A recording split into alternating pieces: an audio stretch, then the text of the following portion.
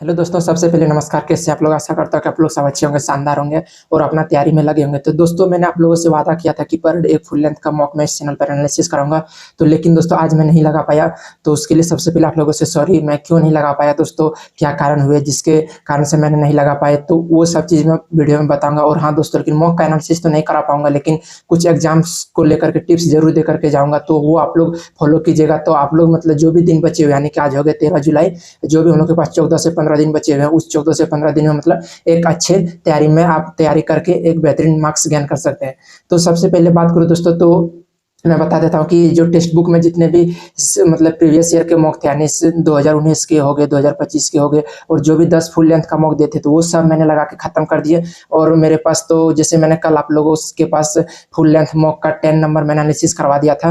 तो अब तो वो ख़त्म हो गया। और जो प्रीवियस ईयर तो मैंने बहुत पहले लगा के ख़त्म कर दिया था।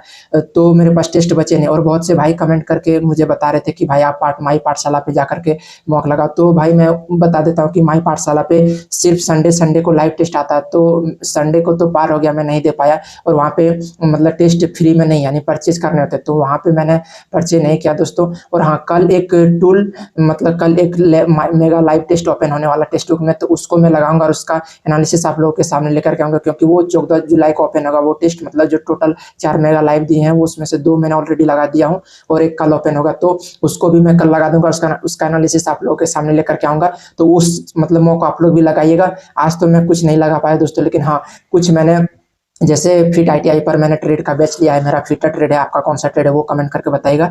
मैंने जो फिट आईटीआई पर बैच लिया था, वहाँ पे जाकर के मैंने सेफ्टी की एक टेस्ट लगाया, मतलब चैप्टर वाइज टेस्ट उसमें दिए हुए हैं। उससे थी फिट आईटीआई पर अभिषेक सर ने।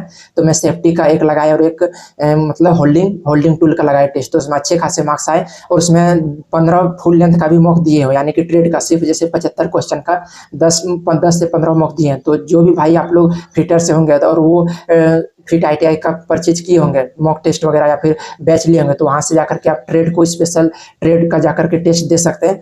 तो मैंने भी वहाँ से दिया, तो अच्छे खासे ठीक ठाक स्कोर आए। मतलब सेफ्टी मैंने जो जो चैप्टर पढ़ लिए वो सोच रहा हूँ कि चैप्टर वाइज जाकर के मॉक लगाऊं। तो मैंने मॉक लगाया तो अच्छे मार्क्स आए। और वहाँ पे फुल टेस्ट भी है, यानी ट्रेड के लिए स्पेशल पार्ट बी के लिए फुल टेस्ट भी है।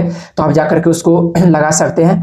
और दोस्तों, एक चीज़ सबसे इम्पोर्टेंट चीज़ जो मैं अभी इस वीडियो में बताने वाला हूँ कि जो भी भाई यानी कि ग्रुप डी भी दिए होंगे, तो उसका ग्रुप डी निकल गए होंगे और वो कहीं ना कहीं मतलब फिजिकल देने जाएंगे, जो भी डेट अलॉट हुए होंगे, तो उन सब के लिए मैं बता देता हूँ कि अभी आप मतलब ज़्यादा रनिंग पे फोकस नहीं कीजिए दोस्तों। क्योंकि कहीं ना कहीं अगर रनिंग करेंगे तो आपको मतलब थकान होगा। थकान होने के कारण मतलब आप नहीं पढ़ पाएंगे, मतलब जिसके कारण से आप एलपी CBT2 का तैयारी नहीं कर पाएंगे।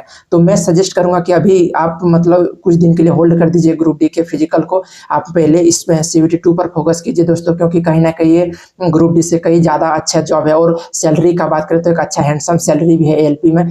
तो आप एलपी को फोकस करिए। जो भी भाई मतलब एग्जाम देंगे इस बार वाले ग्रुप डी जो देने वाले हैं, उन सभी के लिए भी बता देता हूँ कि अभी आप मतलब जब तक एलपी CBT2 के एग्जाम नहीं होते तब तक आप CBT2 पर फोकस करिए। हाँ, CBT2 के हो जाएंगे, उसके बाद आप मतलब ग्रुप डी का भी एग्जाम दीजिए। मैं नहीं कहता कि नहीं दीजिए, लेकिन अभी जो भी दिन बचे हुए हैं उसमें आप मतलब एलपी को ही टाइम दीजिए। क्योंकि एलपी कहीं ना कहीं अच्छा है। इसमें आपने एक स्टेज को क्वालिफाई करके स्टेज 2 में गया है। अगर बात करें तो स्टेज 1 आपने क्वालिफाई कर लिया, स्टेज 2 में गए हैं। और ग्रुप डी अभी आप नहीं देंगे। और जो फिजिकल देंगे ग्रुप डी के लिए, जो अभी फिजिकल का डेट अनाउंस हो उसमें देंगे।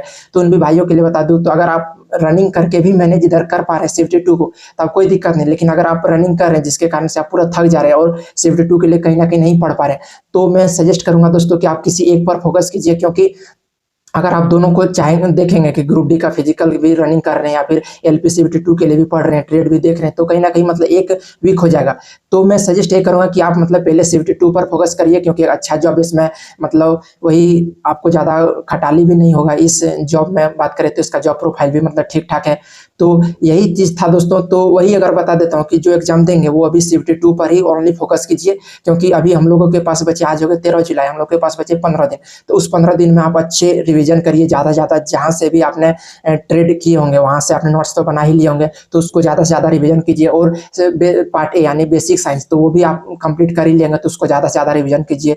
मैथ्स को देखिए। रीजनिंग तो आपको देखने नहीं है, क्योंकि रीजनिंग तो ऑलमोस्ट सबके अच्छा ही होते हैं। तो आप मैथ में देखिए कि जो टॉपिक गिने चुने बच जा रहे हैं, जैसे कि वो आपने नहीं पढ़े या फिर पढ़े हुए तो उसका कंसेप्ट आपको मतलब कहीं ना कहीं भूल गए, तो उसको एक बार देख लीजिए।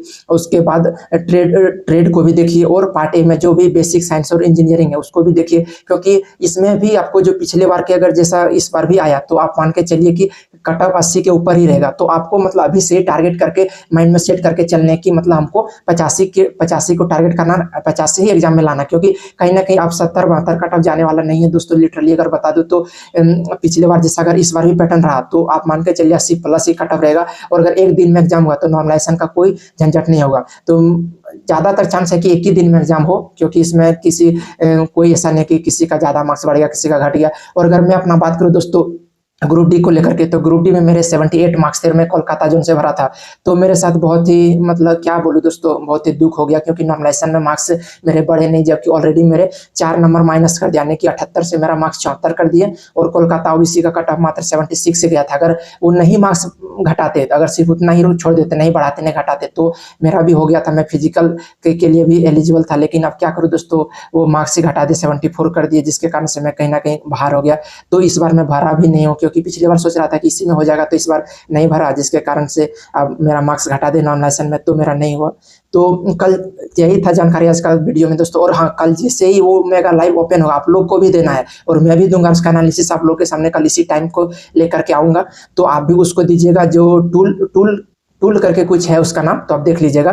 4 है, 4 में से 2 तो मैंने दे दिया ऑलरेडी, और 2 बचे हुए, तो उसमें से 2 कल एक ओपन होगा, उसको भी दे दूंगा। उसके बाद एक बचेगा। और अगर कहीं से और अदर प्लेटफॉर्म पर आप लोग टेस्ट दे रहे हैं, वहाँ पे फ्री मॉक है, यानी CBT2 का फुल लेंथ का, तो आप भी कमेंट करके बताइएगा दोस्तों, क्योंकि मुझे उतना ज़्यादा प्लेटफॉर्म के बारे में जानकारी नहीं है।